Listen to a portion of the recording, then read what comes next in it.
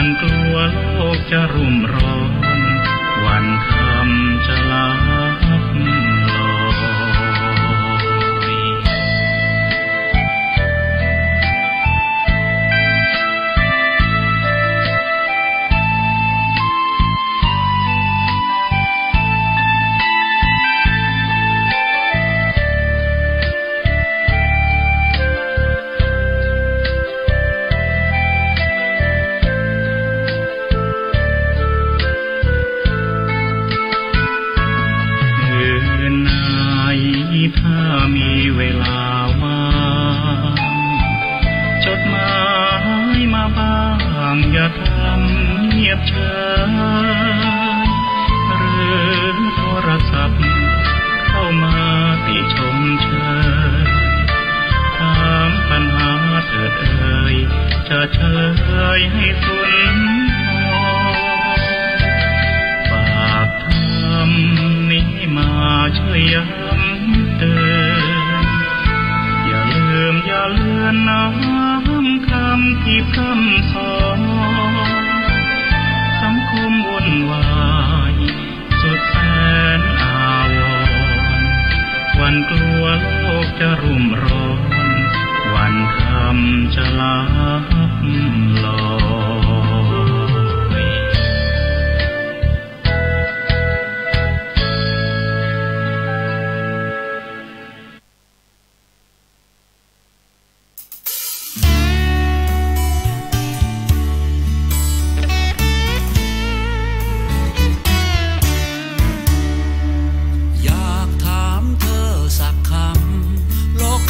ศีลธรรมจะอยู่ได้ไหมศีลธรรมนั้นคือปัจจัยนำโลกหมุนไปสงบสันติคนเราขอถวายความเคารพแด่พระเถระครูบาอาจารย์พระเจ้าประสงค์จุตนจุองค์ขอเจริญพรกับศรัทธาสาธุชนผู้เข้ามาติดตามรับชมรับฟังรายการสารธรรมยามดึกตั้งสถานีวิทยุออนไลน์ของวัดสันทรายก็มาพบปะกันในยามดึกของวันจันทร์ที่14เดือนกันยายนพุทธศักราช2563วันนี้ก็ตรงกับเดือน12เหนือแฮม12ค่ำศรัทธาสาธุชนทุกท่านโอกาสเวลาของสารธรรมยามดึกก็มาอยู่เป็นเพื่อนในยามดึกสำหรับท่านผู้ฟังทุกท่านมาปะกันทุกวันจันทร์วันจันทร์นี้ก็จะมีช่วงเวลาพิเศษอย่างนี้คือช่วงยามดึกมีโอกาสได้มาพบมาปะกันแล้วก็ขอต้อนรับท่านผู้ฟังรายการสถานีวิทยุวัดไฟหินคลื่น 104.50 เมกะเฮิรตซ์ทุกท่านตัวยเนาะของวัดไฟหินตำบลสุเทพอำเภอเมืองเชียงใหม่ทุกท่านที่รับฟังตั้งสถานีวิทยุของวัดไฟหินก็ต้องขอเชิญทุกท่านได้เข้าสู่รายการสารธรรมยามดึกตั้งสถานีวิทยุออนไลน์ของวัดสันทรายโดยอาตมาภาพพระครูวรสุตเขตเจ้าวาดวัดสันทรายตำบลสีดงเย็นอำเภอชัยประการจังหวัดเชียงใหม่ก็มาทำหน้าที่นำเสนอสารธรรมนำฝากทุกท่านในเวลายามดึกกันใจอี้เนาะศรัทธาญาติโยมทุกท่านก็ท่านใดเข้ามาแล้วก็กดไลค์กดแชร์กันไปตัวเนาะคนละแชร์คนละแชร์เนอะญาติโยมทุกท่านช่วยกันแชร์ต่อกันไปตัวคนละแชร์แล้วก็คอมเมนต์ทักทายอุจาสนทนากันเข้ามาได้เนาะในยามดึกกันใจอี้ส่วนท่านผู้รับฟังทางสถานีวิทยุวัดไฟหินคลื่น 104.50 เมกะเฮิรตซ์ก็รอถึงช่วงเวลาท้ายๆก็จะเปิดสายหน้าใหม่ท่านได้โทรศัพท์กันเข้ามาในยามดึกวันนี้ต้องขออนุโมทนากับโยมดวงเดือนกิตติใจเข้ามาติดตามรับชมรับฟังคอมเมนต์เข้ามาตัวกราบสาธุสาธุเจ้าแล้วก็ได้แชร์ไปแหม1แชร์ขออนุโมทนาตัว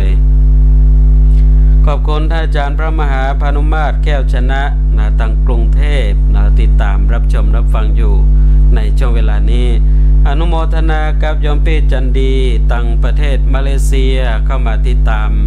รับชมรับฟังแล้วก็คอมเมนต์เข้ามาตัวกราบสาธุสาธุเจ้าอนุโมทนาตัว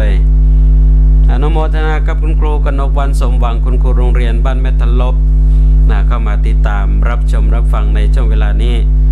อนุโมทนากับโยมแม่บ้านใจกว้างเข้ามาติดตามรับชมรับฟังในช่วงเวลานี้ตัวเข้ามาติดตามรับชมรับฟังแล้วก็ช่วยกันแชร์ต่อกันไปตัวเนอร์คนละแชร์คนละแชร์ศรัทธาญาติโยมทุกท่านก็มาถึงช่วงเวลายามดึกกันอย่างนี้มาอยู่เป็นเพื่อนกันในยามดึกพบปะกันทุกวันจันทร์ทุกวันจันทร์ก็มาพบมาปะกันอย่างนี้ก็ต้องขออนุโมทนากับทุกท่านตัวที่ก็ยังเหนียวแน่นติดตามรายการสารธรรมยามดึกกันอย่างนี้อนุโมทนากับโยมเพญนภานศรีกาวิโลเข้ามาติดตามรับชมรับฟังคอมเมนต์เข้ามาตัวสาธุเจ้าอนุโมทนาตัวก็วันนี้มาพบมาปะกันก็นำเอาสารธรรมนำฝากกับทุกท่านวันนี้ศรัทธาญาติโยมคนเฮานั้นในวิถีชีวิตถ้าขาดอย่างใดอย่างหนึ่งไปคำว่าขาดนั้นมันตึงบดีเนาะศรัทธาญาติโยมเนาะเหลือดีกว่าขาดเหลือดีกว่าขาดถ้าขาดหมายถึงว่ามันบ่ครบบ่พร้อมก็จะทำเมื่อเฮานั้นทำมาอย่างได้บ่เต็มที่ชีวิตของเฮาก็บ่พร้อม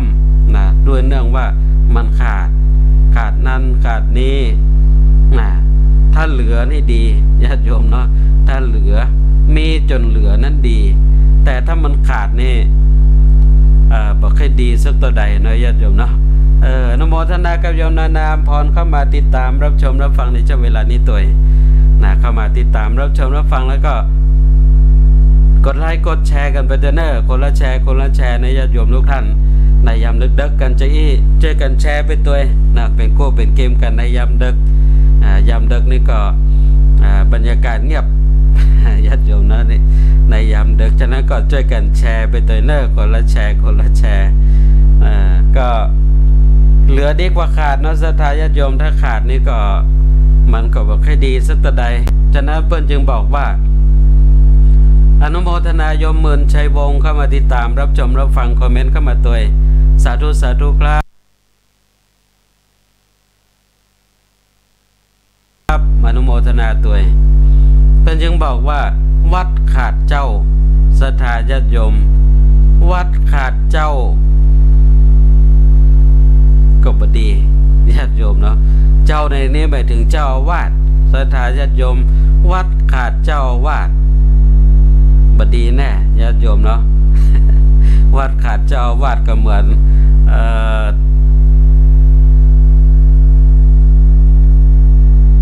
เสียงบ่มี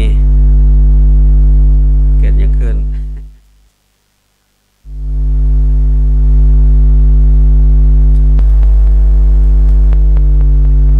เสียงมาหรือยังเสียงมาหรือยังถ้าเสียงมาก็บอกเตเนอร์ตอนนี้โยมพี่ดวงเดือนกิติใจบอกว่าเสียงบ่มีเจ้าจากนี้มีหรือยังเสียงมีหรือยังบอกกันมาเตเนอร์จะไปปล่อยให้กันโอ้บ่ได้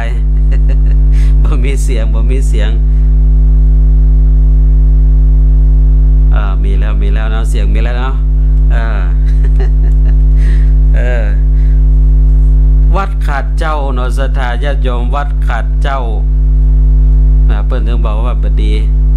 วัดขาดเจ้าขอบพระคุณท่านอาจารย์ตุลงท่านอาจารย์วโรสมุดร.วิเชียรคุณธรรมโมวัดเจดีย์แม่ครัวตุลงของลูกศิษย์ลูกหาเข้ามาตอบคอมเมนต์เรียบร้อยชัดเจนครับขอบพระคุณเป็นอย่างยิ่งขอบพระคุณเป็นอย่างยิ่งตุลงก็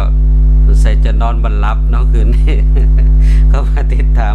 รับชมรับฟังก็ขอบพระคุณเป็นอย่างยิ่งวัดขาดเจ้าเนาะศรัทธาญาติโยมวัดขาดเจ้าก็หมายถึงขาดเจ้าวาดวัดขาดเจ้าวาดนี่มันตึงสีง่อมสีเงาเนาะศรัทธาญาติโยม โยมหมื่นชัยวงศ์คอมเมนต์เข้ามาได้เย็นชัดเจนดีครับนะอนุโมทนาตัวอนุโมทนานะวัดถ้าขาดเจ้านี่มันถึงสีง่อมสีเงาศรัทธาญาติโยมก็มันเหมือนบ้านบ่มีคนอยู่นะศรัทธาญาติโยมเนาะบ่มีเจ้าของบ้านบ่มีหัวหน้ามันจึงผอมมันหม่นมันมองญาติโยมถ้าวัดขาดเจ้านี่ เราลองไปสังเกตพอเถอะวัดที่เจ้าวาดไปเห็นแล้วหรือบ้านก็เจ้าวาดมรณภาพลงไปนี่ศรัทธาโยมพ่อวัดมันถึงพอสีหม่นสีมองญาติโยมสีหม่นสีมองวัดขาดเจ้ามันขาดเจ้าวาดนี่ตึงบดีฉะนั้นนี่ศรัทธาญาติโยมมีเจ้าวาดอยู่แล้วก็พยายามรักษาไว้ให้ดี พยายามรักษาไว้ให้ดีอย่าอยู่ด้วยกันก็หุ้นจิตหุ้นใจกันพอจิตพอใจกันให้ดีมันใจว่าอยู่ด้วยกันมันเข้าใกล้ๆกันขยะได้ก็ยะไปว่าได้ก็ว่าเนาะศรัทธาญาติโยมเข้าอยู่ด้วยกันบ่ม่วนล่ะใครไปกันคนตีคนต่างแล้วอย่างอี้นะศรัทธาญาติโยมถ้าวัดขาดเจ้าไว้แล้วมันตึงนักแก่ญาติโยมเนาะฉะนั้นเนี่ยอยู่ด้วยกันก็อู้กันให้ม่วนพอใจรักษาจิตรักษาใจรักษาน้ำใจซึ่งกันและกันวัดกับบ้านมันตึงอยู่ด้วยกันนะศรัทธาญาติโยมวัดขาดบ้านขาดวัดมันตึงบดีฉะนั้นมีเจ้าวาดอยู่กับวัดแล้วก็ต้องรู้จักเอาจิตเอาใจพ่องพอจิตพอใจอุปถากดูแลรักษาบำรุงกันให้ดีเราศรัทธาญาติโยมจะกึดแต่ยังไปอย่างอื่นยังไกลก็นึกถึงตอนมาเฮาแค่ได้เปิ้น ตอนวัดที่ขาดเจ้าวาดศรัทธาญาติโยมอนุโมทนาโยมพินดาปัญญาบุตรเข้ามาติดตามรับชมรับฟังคอมเมนต์เข้ามาตัวกับสาธุเจ้าพระอาจารย์ชัดเจนทั้งภาพและเสียงเจ้าอนุโมทนาตัวตอนนี้ชัดเจนทั้งภาพและเสียงแล้วอนุโมทนาตัวเข้ามาแล้วก็ช่วยกันแชร์ไปตัวเนอญาติโยมเนาะคนละแชร์ต่อก็ได้บุญเนาะแชร์ต่อก็ได้บุญช่วยกันแชร์ไปตัวซึ่งก็นึกถึงตอนที่เขาไปนิมนต์เปิ้นมาเนาะนิมนต์เจ้าวาดนิมนต์ตัวเจ้าต่างวัดต่างบ้านต่างจองมาเป็นเจ้าวาดวัดเฮานึกถึงตอนเคยได้เปิ้นไปขอจะได้เบิดเตื้อพอเปิ้นรับนิมนต์แล้วบ่เจ้าเปิ้นมาวัดนี่ศรัทธาญาติโยมเนาะแห่แหนแตนแต่กันแต่เนโอ้ยศรัทธาญาติโยมแห่กันมาเป็นว่ามาถึงประตูวัดพอจะบ่ได้เตียวศรัทธาญาติโยมเนาะคนนั้นก็เข้ามาตุ่มมาหอบเอาน้ำเขามิ้นส้มปล่อยแต่ละสลงโหดล้างเท้าล้างตีนเจ็ดแล้วบ่เจ็ดเตื้อศรัทธาญาติโยมแล้วก็เจ็ดแล้วก็เดี๋ยวเห็นดอกไม้สะปะสะปันพกพุยกันไปญาติโยมเนาะเขาตอกดอกไม้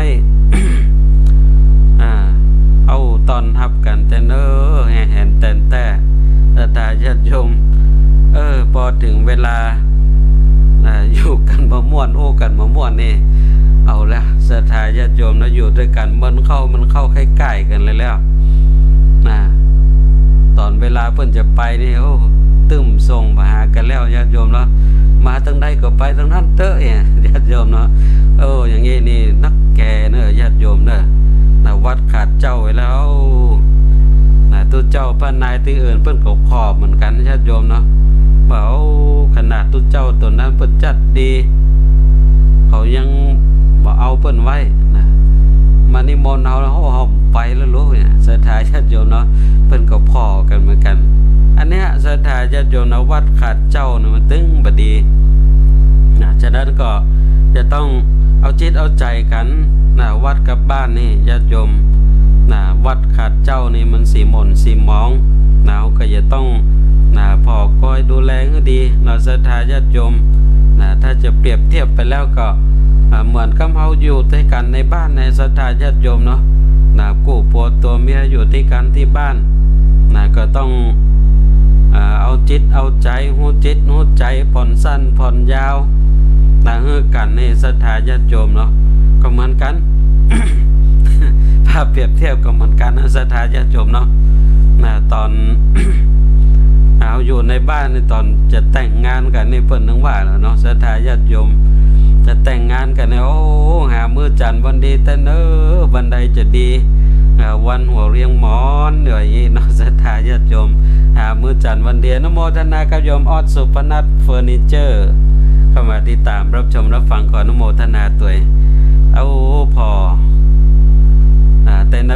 ศรัทธาญาติโยมเนาะพอลึกพอยามยามใดช่วงใดเวลาใดจะดีแต่งงานกันศรัทธาญาติโยมเป็นเจ้าบ่าวเจ้าสาวอยู่ด้วยกันมาโอ้ยศรัทธาญาติโยมก็ยังว่าอยู่กันเมินเข้าเอาแล้วใกล้กันละใกล้กันบ่เอาจิตบ่เอาใจกันบ่ฮู้จิตบ่ฮู้ใจกันแล้วคนหนึ่งเป็นไฟคนหนึ่งแทนที่จะเป็นน้ำดับคนหนึ่งเป็นไฟคนหนึ่งกลายเป็นน้ำมันลุกบุบบับเข้าตีหัวกันศรัทธาญาติโยมเนาะตีหัวกันอันเนี้ยศรัทธาญาติโยมพอจะละกันแล้วโอ้พอมื้อจันทร์วันดีสักอย่าง จะไปทางใดก็ไปอย่างนี้เนาะศรัทธาญาติโยมทุกเจ้าพระนายกวันกันเนี้ยญาติโยมเนาะเขานึกดังที่ได้กล่าวถึงไปตอนแรกนั่นแหละตอนที่ไปนิมนต์เปิดมาใหม่ๆเนี่ยโอ้จะได้เบื่อเตื้อถึงเวลาที่เบื่อที่ใกล้กันแล้วศรัทธาญาติโยมจะไปวันใดก็ไปหลวงพ่อบ่ได้ส่งครับซ้ำจะไปวันใดก็ไปเถอะ อย่างนี้เนาะศรัทธาญาติโยมอนุโมทนากับโยมดีเจป๊อปกันตะพรมเข้ามาติดตามรับชมรับฟังขออนุโมทนาตัวเองฉะนั้นศรัทธาญาติโยมวัดขาดเจ้าก็บ่ดีบ่มีความหมายยังหรือศรัทธาญาติโยมถ้าวัดบ่มีเจ้าวัดแล้วก็หมดความหมายนะศรัทธาญาติโยมพระเนนเต็นน้อยก็ตึ้มอยู่แล้วบ่มีเจ้านี่เจ้าบ่ได้อยู่กับวัดกับวาพระเนนเต็นน้อยก็แตกกันบ่แลบ่แจ้ไปอยู่ที่อื่นแถวกับนี่แหละญาติโยมวัดจะห่างจะล่างไปแล้วเป็นตุกกำละศรัทธาญาติโยมนะวัดมีเจ้าก็มีความหมายวัดขาดเจ้าเข้าขาดน้ำญาติโยมปลูกเข้าปลูกเข้าถ้าเข้ามันขาดน้ำไปแล้วก็บ่มีความหมายแล้วศรัทธาญาติโยมเนาะเข้าขาดน้ำก็จะได้เข้าจะตายแหละญาติโยมเนาะอย่างที่เขาปลูกเข้ากันนี่ถ้าถึงยามแล้งมานี่ญาติโยมเนาะจะได้ช่วงเวลาที่ฝนทิ้งช่วงเนาะศรัทธาญาติโยมเข้าเขาปลูกขึ้นจัดงามแล้วเป็นกอจัดใหญ่ญาติโยมเข้าขึ้นมาเป็นกอจัดใหญ่แล้วใหญ่ขึ้นมาพอจะออกห่วงศรัทธาญาติโยมขาดน้ำเห็นแล้วฝนก็บ่ตกน้ำก็บ่มีไหลเข้าให้เข้าต้องนาอย่าได้ญาติโยมเนาะเป็นทุกข์แล้วบ่มีความหมายแล้วอนุโมทนากับโยมแม่น้องเบนเข้ามาติดตามรับชมรับฟังขออนุโมทนาตัวเนอเข้ามาแล้วก็ช่วยกันแชร์ไปตัวเนอญาติโยมเนอคนละแชร์แชร์ต่อก็ได้บุญนะช่วยกันแชร์กันไปตัวในยามดึกอย่างนี้เข้าขาดน้ำก็บ่มีความหมายศรัทธาญาติโยมปล่อยเข้าขาดน้ำเดี๋ยวก็เข้าจะแห้งตายทำแล้วเนาะแต่ที่มันขึ้นก่อจัดใหญ่แล้วจะออกเม็ดออกงวงขึ้นมาแล้วแต่ที่มันจะเติบใหญ่เจริญรุ่งเรืองมันใจแห้งตายเข้าออกงวงมาแล้วบ่มีน้ำเข้าก็จะรีบไปหมดแล้วญาติโยมอันเนี้ยเพิ่นจึงบอกว่าเข้าขาดน้ำก็บ่มีความหมายศรัทธาญาติโยม เนี่ยเปิ้นจึงกล่าวกันอย่างนี้เนาะวัดขาดเจ้าเข้าขาดฝนนะขาดฝนขาดน้ำนะศรัทธาญาติโยมมันตึงลำบากแต่เนอะเนาะศรัทธาญาติโยมฝนก็บ่ตกเมื่อใดจะตกเนาะศรัทธาญาติโยมเมื่อก่อนนี่เวลาที่ฝนบ่ตกเนาะบางทีมันก็นี่ได้แห่นางแมวกันตั้งบ้านเฮานี่ก็บ่แห่นางแมวนะไปเทศธรรมนะฟังธรรมประจ้อนนะญาติโยมมานี่นะตั้งแต่ยุคสมัยครูบาอาจารย์สมัยเก่าก่อนโป้นะญาติโยมจานแต่เนอะมาพอเข้าขาดฝนให้แล้วเข้าจะตายแล้วมามีน้ำนะหล่อเลี้ยงเข้านะซ้ำเตือก็ยังบ่ตันได้เยียนาเตือเอาปอล่าปอควายนะเอาพอเข้าเดือน10แล้วฝนก็บ่ตกสักเตือญาติโยมเนาะจำเป็นนะศรัทธาญาติโยมก็นิมนต์ครูบาอาจารย์ไปโป้นที่ขุนน้ำนะขุนน้ำใหญ่ปุ้นไปฟังธรรมป่าจ้อนนะไปสวดมนต์ฟังธรรมป่าจ้อนสวดมนต์ศรัทธาญาติโยมสวดแต่เนอเมฆะเทโวสุเลสเตเมฆะจันโทเอาไว้วอนขอเทวดาขอฝนตกลงมาเตอญาติโยมเนาะนะฟังธรรมป่าจ้อนสวดมนต์กันไปลาบลาศรัทธาญาติโยมยะใดก็บ่ตกยะใดก็บ่ตกยะใดก็บ่ตกฝนเอาแล้วกันนี่ศรัทธาญาติโยมเอาข้องมัดติดแอวพระเจ้าเอาข้องมัดติดแอวพระเจ้าลงแจ่น้ำปดเท่ากับนั้นศรัทธาญาติโยมมันถึงมืดมาแล้วเนอะมืดมาเป็น เป็นฟ้าเป็นฝนมาเป็นก้อนนะตกเนี่ยไม่เป็นเจ้าแล้วศรัทธาญาติโยม เอาข้องมัดติดแอวพระเจ้าจุ่งลงน้ำญาติโยมเพิ่นมีวิธีหลายอย่างเนาะศรัทธาญาติโยมเมื่อฝนตกพอเข้าขาดฝนเนี่ยมันจะตายญาติโยมฉะนั้นเนี่ยเพิ่นจึงบอกว่าถ้าเข้าขาดฝนก็บ่มีความหมายนะเข้าก็บ่ใหญ่เข้าใจแห้งตายนะแทนที่จะได้นะเข้านะได้ขึ้นได้ขายได้เอามาประกอบอาหารเป็นอาหารก็บ่ได้แล้วหมดความหมายแล้วศรัทธาญาติโยมเนาะนั่งเป็นหน้าเศร้าหน้าหม่นหน้ามองอย่าใดดีปีนี้บ่มีเข้าแล้วนะเข้าตายไปแห่หมดแล้วนะเข้าขาดฝนศรัทธาญาติโยมบ่มีความหมายนอกจากนั้นขาดได้ยังแหมศรัทธาญาติโยมคนขาดศีลคนขาดศีลก็บ่มีความหมายบ่มีความหมายบ่มีค่าหยังศรัทธาญาติโยมศีลนี่องค์สมเด็จพระสัมมาสัมพุทธเจ้านั้นพระองค์ทรงตรัสว่าศีลังอาภรณังเศรษฐังศีลเป็นอาภรณ์เครื่องประดับที่ดีที่สุดญาติโยมอนุโมทนากับโยมธิดาพรอุทินเข้ามาติดตามรับชมรับฟังขออนุโมทนาด้วยเนออนุโมทนากับโยมลำพรบุตรศักดิ์เข้ามาติดตามรับชมรับฟังในช่วงเวลานี้ขออนุโมทนาตัวเข้ามาแล้วก็กดไลค์กดแชร์แล้วก็คอมเมนต์ทักทายอุจจาสนทนากันเป็นตัวเนอนะคนละแชร์ในญาติโยมเนอช่วยกันแชร์ต่อกันเป็นตัวแชร์ต่อก็ได้บุญแชร์ต่อก็ได้บุญเนอศรัทธาญาติโยมทุกท่านนะศีลังอาภรณังเศรษฐังศีลเป็นเครื่องประดับอาภรณ์เครื่องประดับที่ดีที่สุดศีลนี่ญาติโยมคนเฮาเนี่ยเวลาที่จะไปไหนก็จะต้องแต่งหน้าแต่งตาเนาะศรัทธาญาติโยมเพราะว่าหน้านอกนั้นบอกความงามขอบคุณท่านพระบดีการสมจิตจิตตปุญโญตั้งวัดเสาหินตำบลเวียงอำเภอฝางเข้ามาติดตามรับชมรับฟังขออนุโมทนาตัวนะท่านอาจารย์บดีการสมจิตจิตตปุญโญเนาะอนุโมทนากับโยมธิดาพรอุ ถิ่นตัวเข้ามาติดตามรับชมรับฟังแชร์ไปเนอคนละแชร์คนละแชร์หน้านอกนั้นบอกความงาม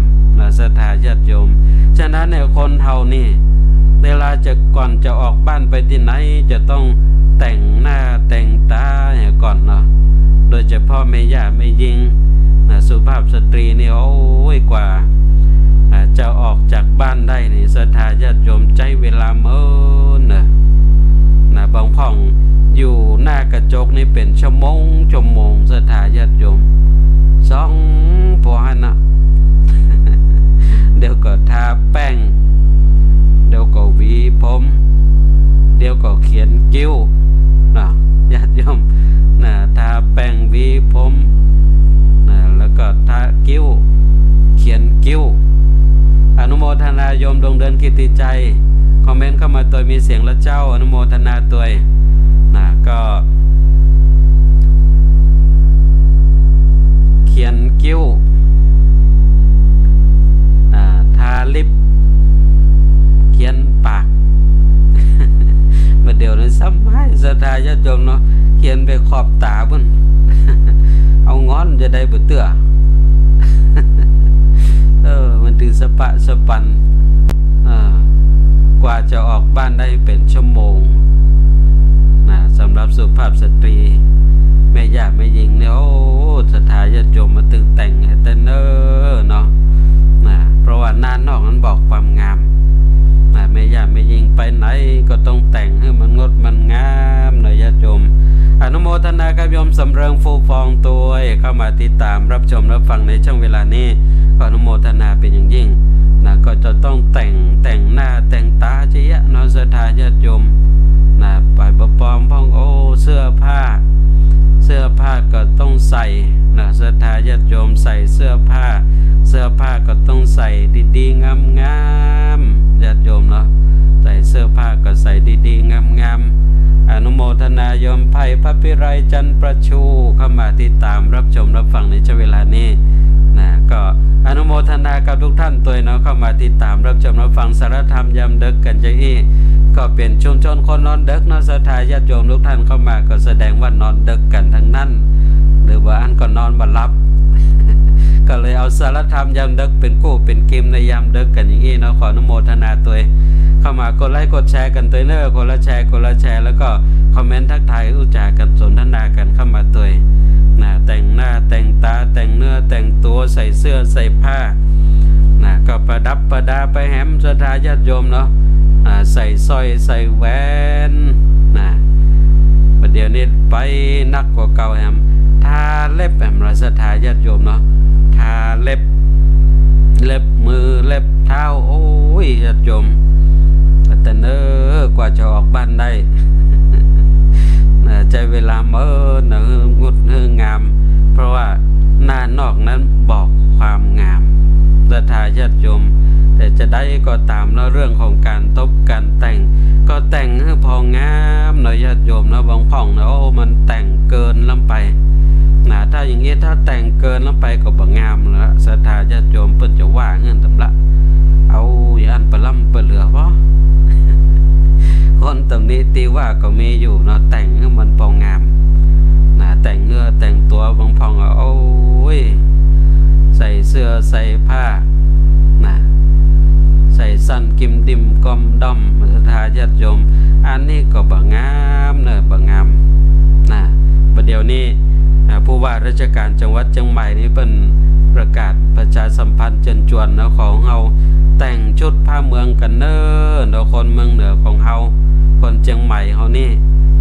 แต่งชุดผ้าเมืองกันเนอะเนาะศรัทธาญาติโยมคนเมืองเฮานี่แต่งชุดผ้าเมืองเหมือนเทสั้นกิมดิมกอมด้อมเนาะศรัทธาญาติโยมมันงามอันนี้ศรัทธาญาติโยมถ้าแต่งแบบพอเหมาะพอควรแต่งเกินไปก็บ่งามแต่ถ้าหากว่าเฮาใจเครื่องประดับคือศีลใจเครื่องประดับคือศีลแล้วมันงามศรัทธาญาติโยมมันงามพอจะได้ก็งดงามเนอะคนมีศีลนี่ศรัทธาญาติโยมยิ่งคนอายุนักแล้วเนาะผู้เฒ่าผู้แก่ เข้าสู่วัยใกล้จะถึงวัยผู้สูงอายุหรือเข้าสู่วัยผู้สูงอายุแล้วซ้ำให้ศรัทธาญาติโยมแล้วถ้าแต่งตัวแต่งหน้าแต่งตาโอ้ยพออย่างเราอ่อนหนุ่มนี่เขาบอกว่างามแต่แล้วญาติโยมแล้วเขาจะว่าคนเท่าสลิด พออุ้ยนะแต่งโอ้ยอ่านเป็นล่ำเป็นเรือศรัทธาญาติโยมเนาะ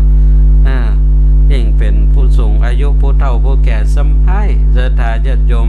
แต่งเนื้อแต่งตัวมันพอเหมาะพองามพอเหมาะพอดีจะไปเอาอย่างเราอ่อนหนุ่มศรัทธาญาติโยมบอกเรื่องหูตัวไพ่ตึ้มชมเนาะศรัทธาญาติโยมมีก็คนจะว่าเพราะว่ามันบัดใจเครื่องประดับที่เหมาะที่ควรเครื่องประดับที่ดีที่สุดนี่ศรัทธาญาติโยมมีประดับไปแล้วไพ่ตึงบัดตำหนิติเตียนมีแต่คนฮักคนชอบนั่นก็คือศีลศรัทธาญาติโยมศีลก็อย่างที่ได้กล่าวถึงในเบื้องต้นเนาะองค์สมเด็จพระสัมมาสัมพุทธเจ้าเพิ่นจึงตรัสไว้ชัดเจนรับรองไว้ชัดเจนว่าศีลังอาภรณังเศรษฐังศีลเป็นอาภรณ์เครื่องประดับที่ดีที่สุดเอาศีลนี่แหละแต่งจิตแต่งใจของเฮาศรัทธาญาติโยมเพื่อมันงามจากภายในออกมาสู่ภายนอกอย่างภาษาว่าคือมันระเบิดจากภายในก็ยังดีนะศรัทธาญาติโยมระเบิดจากภายในออกมาภายนอกหน้านอกบอกความงามหน้าในบอกความดีศรัทธาญาติโยมหน้าในบอกความดีก็คืออะไรยังก็คือตั้งในจิตในใจของเฮาเนี่ยถ้ามันสั่งสมไปด้วยคุณความดีทั้งหลายนั่นก็คือมีศีลนี่แหละศรัทธาญาติโยมเนาะศีลประดับจิตประดับใจของเฮาอยู่แล้วโอ้มันก็จะส่งความงดงามออกมาภายนอกออร่าเกิดขึ้นแล้วญาติโยมเนาะออร่าใสว่างๆหน้าตาศรัทธาญาติโยมคนมีศีล ประดับนี่พอถึงงามญาติโยมเพราะคนมีศีลมีศีลนี่ก็จิตใจดีญาติโยมจิตใจดีตึงบ่ฮ้อนบ่ให้ตึงบ่เดือดบ่ว่ายังไผเพราะว่ามีศีลประดับจิตประดับใจศีลก็ตั้งแต่ศีลในเบื้องต้นนี่แหละศรัทธาญาติโยมเนาะศีลพื้นฐานมนุษยธรรมนิจศีลศีล5นี่แหละญาติโยมปาอากามุสุนี่แหละปาอากามุสุปานาติปาตาเวรมณีเว้นจากการฆ่าสัตว์เบียดเบียนรังแกชีวิตผู้อื่นเว้นจากการฆ่าทั้งคนและสัตว์เบียดเบียนทั้งคนและสัตว์สิ่งมีชีวิตทั้งหลายทั้งมวลศรัทธาญาติโยมเมื่อจิตนั้นฟักไฟในการไปฆ่าไปเบียดเบียนรังแกไปแล้วโอ้จิตนี่ก็เย็นศรัทธาญาติโยมจิตใจนี่ก็ดีมีเมตตาอยู่ในจิตในใจแล้วมันก็จะส่งความงดงามผ่านทางใบหน้าใบตาศรัทธาญาติโยมทุกท่านคนที่มีศีลเนี่ยถึงเป็นที่ฮักของคนทั้งหลายแม้กระทั่งสิงสารสัตว์พูดปีศาจก็ฮักศรัทธาญาติโยมพอเถอะศรัทธาญาติโยมใครเป็นคนมีศีลนี่นะสิงสารสัตว์มันตึงหูนะมันตึงล่นเข้ามาหาสายหางแดกเข้ามาหาศรัทธาญาติโยมเนาะถ้าเป็นคนบ่มีศีลเนี่ยเอาเตะศรัทธาญาติโยมมันตึงอยู่จัดห่างมันตึงเข้าใกล้เฮาอยู่หั่นนะศรัทธาญาติโยมฉะนั้นเพียงแค่ศีลข้อแรกข้อเดียวข้อปานาก็ทำให้ใจของเฮางดงามแล้วมันก็ส่งความงดงามผ่านมาตังใบหน้าใบตาศรัทธาญาติโยมปานาอทินนาข้อที่2เว้นจากการลักทรัพย์ฉ้อโกงทุจริตหลอกลวงคนอื่นเขาเอาของคนอื่นมาเป็นของตัว เพราะจิตประกอบด้วยเมตตาเอาใจเปิ้นใส่ใจตัวเฮานั้นมีความห่วงแหนมีความฮักในวัตถุสิ่งของอย่างของเฮาจะได้คนอื่นก็เหมือนกับเฮานั่นเนาะศรัทธาญาติโยมเนาะมีจิตเมตตาปรารถนาดีต่อผู้อื่นอย่างนี้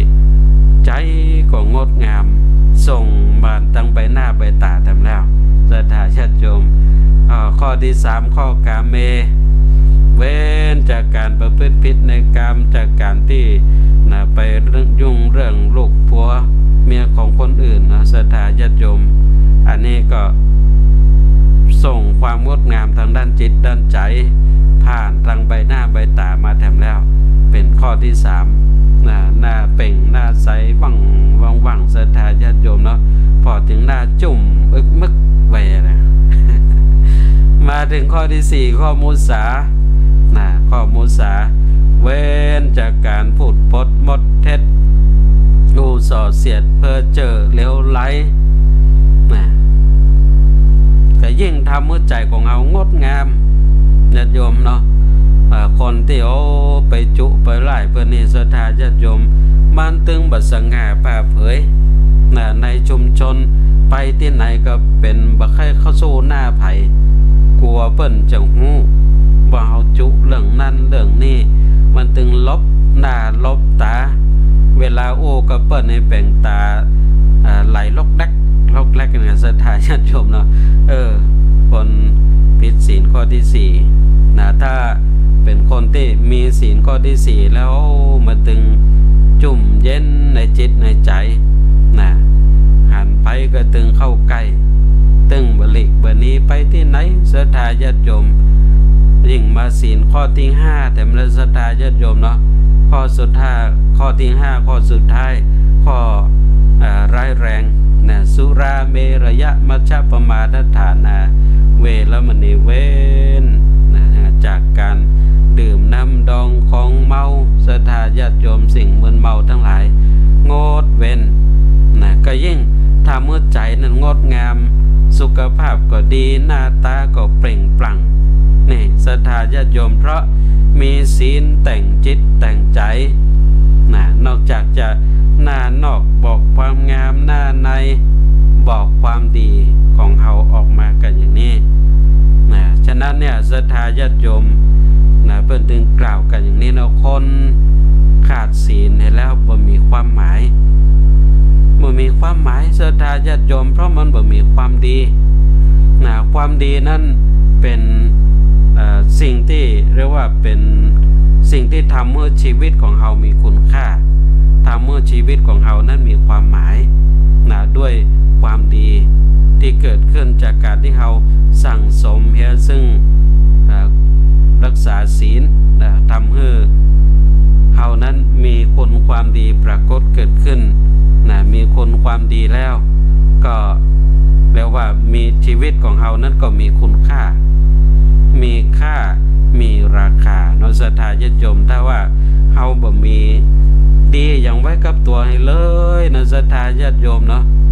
เป็นคนขาดศีลให้แล้วบ่มีกล้าญาติโยมบ่มีกล้ายังไผตึงบ่นับหน้าถือตา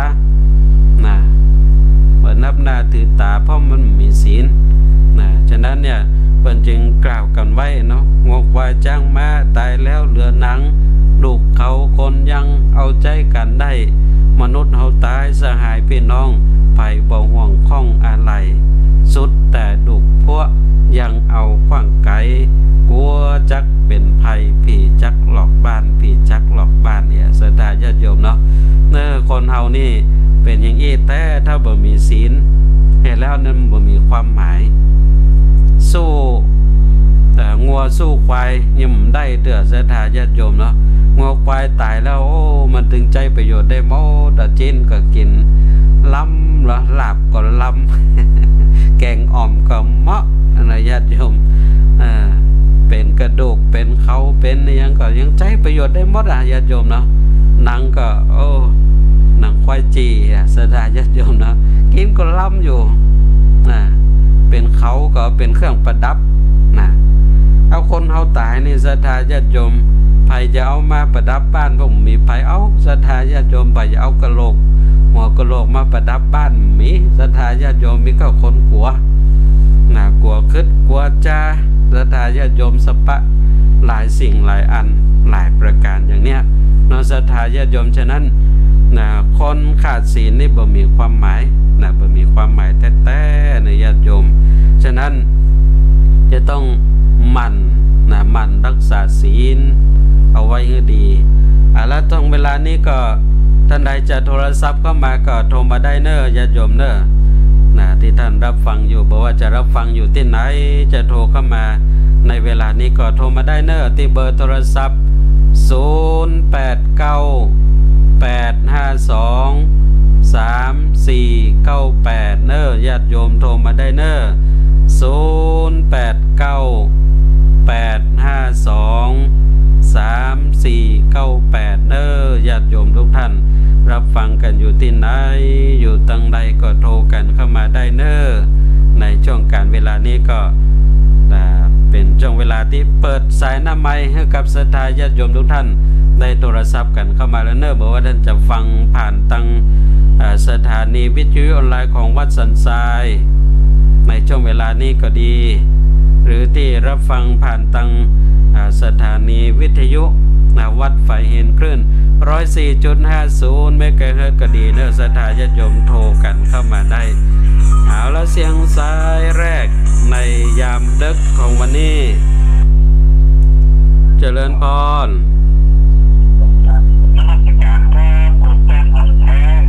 เอาแฟนพันธุ์แท้ข้างวัดแม่ริมมาแล้ว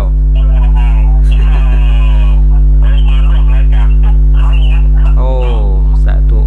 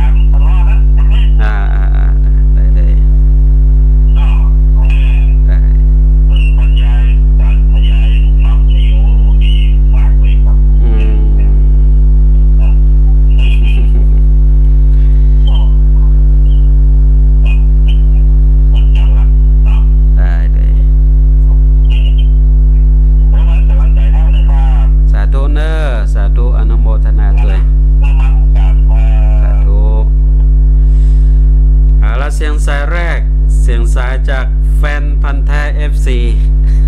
จากทางข้างวัดแม่ริมโทรศัพท์เข้ามาฟังทุกวันจันทร์บ่มีพลาดโทรศัพท์เข้ามาทุกจันทร์ขออนุโมทนาตัวกับแฟนพันธุ์แท้ทางข้างวัดแม่ริมตัวท่านใดจะโทรเข้ามาแฮมในยามดึกวันนี้ไปฟังกันอยู่พ้องอยู่ตังใดอยู่ที่ไหนโทรมาได้เนอะ0898523498เนอศรัทธาญาติโยมทุกท่านอยู่ที่ไหนตังใดโทรกันมาตัวเนอจะได้ฮู้ว่าฟังจากที่ไหนกันพ้องถ้าตังถ่ายทอดสดอยู่ในเวลานี้ก็จะฮู้เวลาไผเข้ามาก็จะหันภาพหันชื่อหันเสียงแต่ถ้าฟังผ่านทางวิทยุทางสถานีวิทยุวัดไฟหินขึ้น 104.50 เมกะเฮิรตซ์นี่ก็ต้องอาศัยโทรศัพท์เข้ามามาแจ้งมาบอกมากล่าวฟังอยู่เนอะอย่างในวันนี้รับฟังกันอยู่พ้องทางสถานีวิทยุวัดไฟหินขึ้น 104.50 เมกะเฮิรตซ์รับฟังกันอยู่ก็โทรกันเข้ามาแต่เนอะยามดึกจะโทรเข้ามาทักทายอุจาสนทนากันได้เพื่อให้ผู้ที่ติดตามรับฟังกันอยู่บอกว่าจะตั้งถ่ายทอดสดผ่านทาง Facebook ไลฟ์ในช่วงเวลานี้หรือที่รับฟังจากการถ่ายทอดสดผ่านทางเพจของวัดไฟหินสถานีวิทยุวัดไฟหินหรือทางสตรีมมิ่งผ่านทาง YouTube ช่องของวัดไฟหินตัวเอาละเสียงสายที่2ในยามดึกวันนี้เจริญพร เจริญพรเจ้ากาเจ้าจากประตักเชียงใหม่นะเจ้าฟังดีนะเจ้า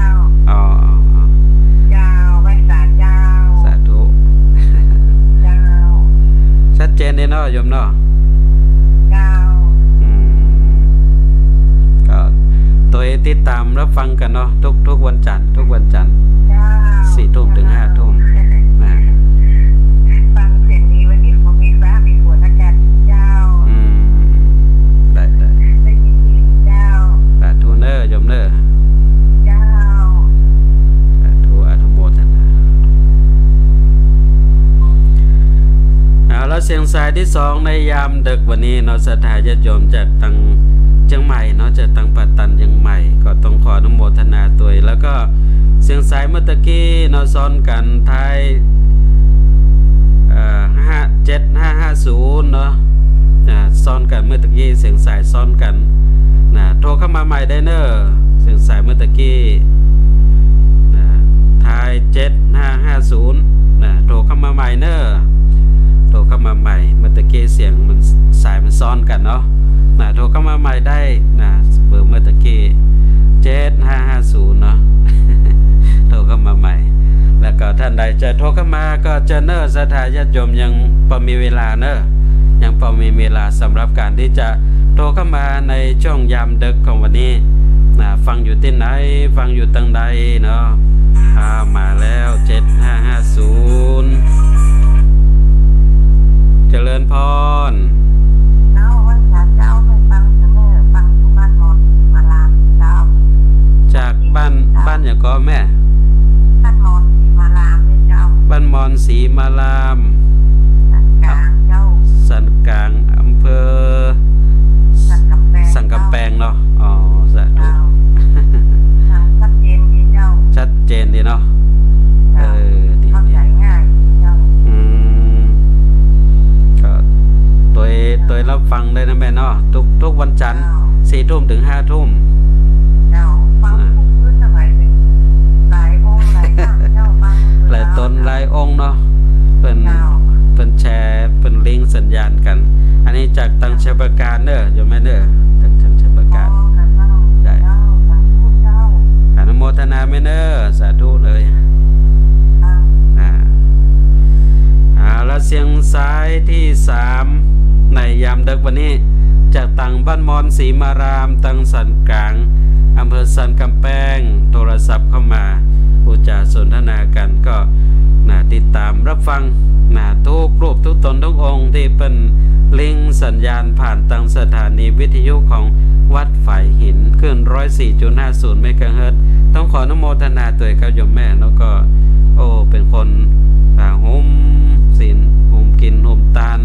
ห่มศีลห่มธรรมก็ต้องขออนุโมทนาตัวเนี้ยก็จะทำให้เรานั้นงดงามศรัทธาญาติโยมงดงามด้วยศีลบ่ต้องแต่งหน้าแต่งตาอย่างนักก็งดงามเพราะว่าศีลนั่นเป็นอาภรณ์เครื่องประดับที่งดงามอยู่แล้ว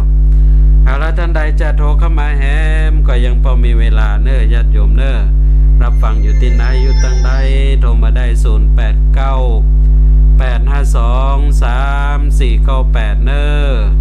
089-852-3498โทรมาได้เนอะญาติโยมฟังอยู่ตั้งใดพ้อง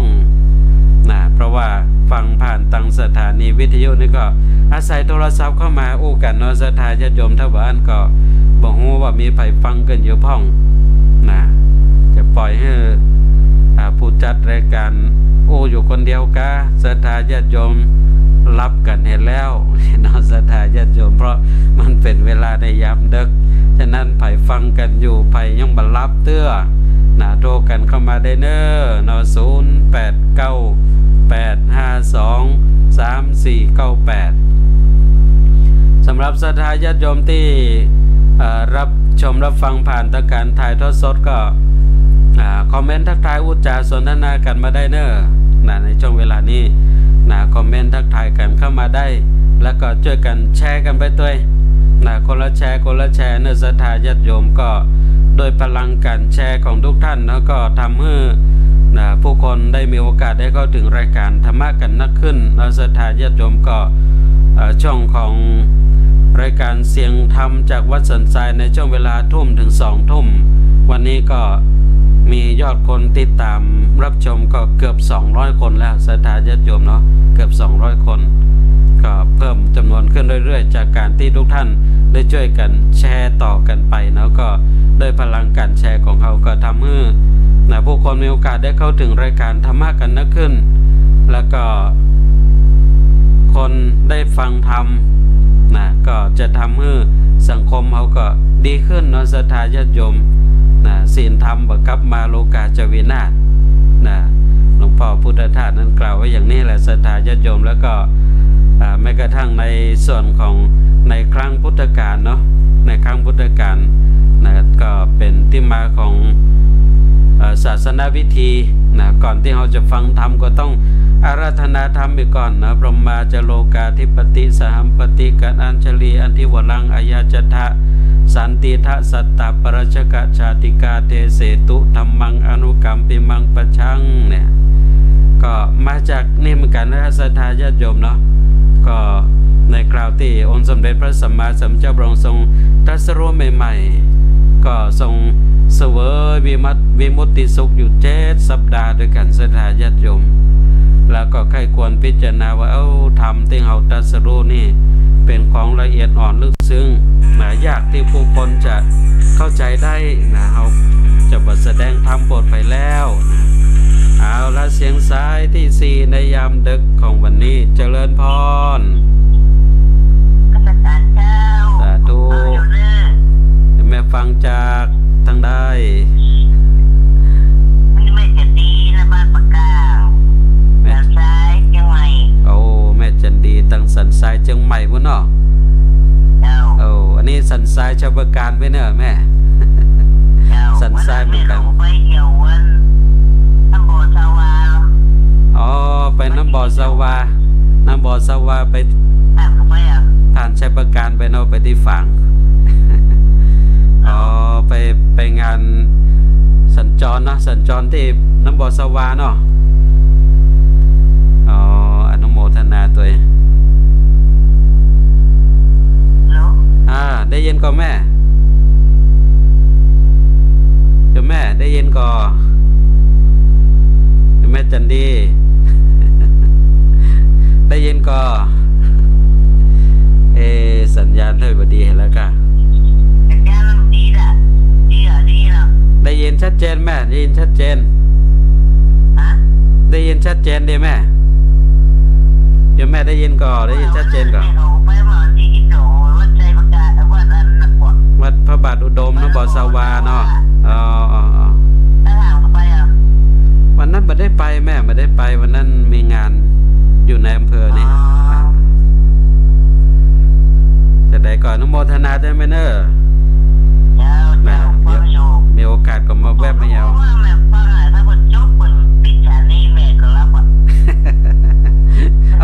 เอาบนปิดสถานีว่าเนาะบันไล่บันเลิกตรงนี้เนาะอนุโมทนาไปเนอะสาธุทุกวันจันทร์เลยเนาะทุกวันจันทร์แม่ทุกวันจันทร์อนุโมทนาไปเนอะสาธุเราเสียงสายที่4วันนี้เสียงสายจากโยมแม่จันดีตั้งอำเภอสันทรายเชียงใหม่ก็โทรศัพท์เข้ามาพูดจาสนทนากันในยามดึกวันนี้เนาะศรัทธาญาติโยมต้องขออนุโมทนาตัวมากมายหลายเสียงหลายสายในวันนี้เนาะศรัทธาญาติโยมก็องค์สมเด็จพระสัมมาสัมพุทธเจ้าก็มาใกล้ควรพิจารณาไว้ธรรมที่เราตรัสรู้นี่มันละเอียดลึกซึ้งยากที่คนจะเข้าใจจึงตัดสินใจจะมาสอนไปแล้วจะบัเทศธรรมบัแสดงธรรมไปแล้วซึ่งพระพรหมตนหนึ่งเนาะคือท้าวสัมบดีพรหมก็ทราบก็เลยเปล่งอุทานออกมาว่าถ้าพระพุทธเจ้าบัแสดงธรรมบัโปรดคนบัสอนคนนี่โลกนี้จะพินาศโลกนี้จะวุ่นวายศรัทธาญาติโยมก็เลยลงมาราธนาองค์สมเด็จพระสัมมาสัมพุทธเจ้าแสดงธรรมว่าโลกใบนี้บนโลกใบนี้มนุษย์คนเฮานี่ที่มีปัญญาพอที่จะหูหันธรรมของพระองค์ยังมีอยู่เนอค ขอพระองค์ได้โปรดแสดงธรรมสอนผู้คนเตอนะองค์สมเด็จพระสัมมาสัมพุทธเจ้าก็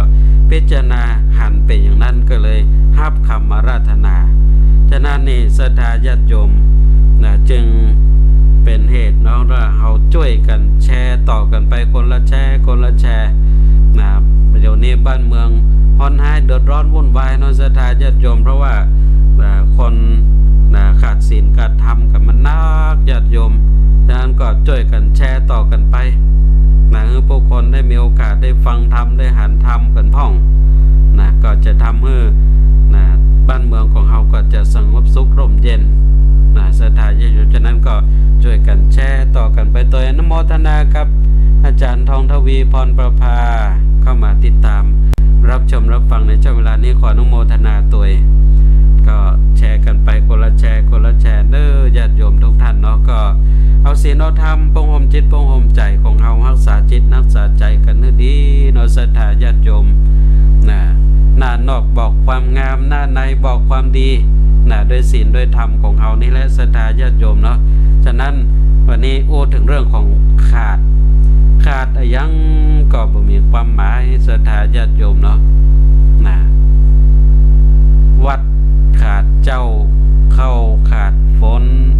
คนขาดศีลมีความหมายศรัทธาญาติโยมหมดความหมายแต่ฉะนั้นนี่ศรัทธาญาติโยมพยายามพยายามที่จะเป็นขาดเนาะเรื่องศีลเรื่องธรรมนะมันเข้าวัดเข้าวาประพฤติปฏิบัติธรรมนะในช่วงระยะเวลาของฤดูกาลพรรษานะ3 เดือนก็ใกล้จะครบจะค่อยแล้วนะศรัทธาญาติโยมใกล้แล้วใกล้จะออกพรรษาทำแล้วนะฉะนั้นก็เหลือแหมมันนักแล้วนะบักกิศีลก็พยายามนะตั้งจิตตั้งใจนะไปวัดประพฤติปฏิบัติธรรมฟังเทศน์ฟังธรรมทำบุญสุนทานกันเด้อศรัทธาญาติโยมทุกท่านนะก็ช่วงการเวลาของสารธรรมยามดึกก็มาถึงช่วงท้ายของรายการแล้วเด้อศรัทธาญาติโยมมาถึงช่วงท้ายของรายการแล้วนะฉะนั้นศรัทธาญาติโยมทุกท่านนะก็มาติดตามรับฟังรายการ